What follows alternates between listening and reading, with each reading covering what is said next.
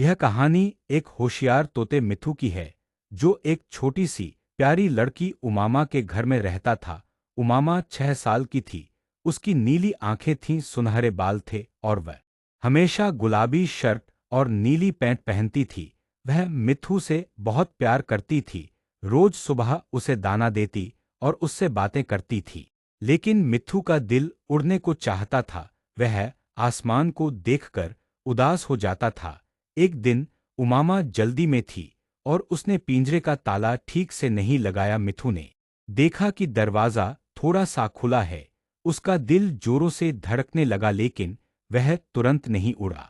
वह पिंजरे से बाहर निकला और उमामा के पास गया, उसके कंधे पर बैठ गया और प्यार से चहककर बोला, धन्यवाद मुझे प्यार देने के लिए, अब मैं आजाद होना चाहता हूँ। उमामा ने उसे देखा, उसकी आंखों में आंसू थे लेकिन मुस्कान भी थी। उसने कहा, मिथु जा उड़ान भर, अब तू आजाद है। मिथु उड़ गया और फिर हर सुबह उमामा के घर की खिड़की पर आकर चहचहाता और कहानियां सुनाता। दोनों दोस्त रहे, लेकिन अब आजादी के साथ।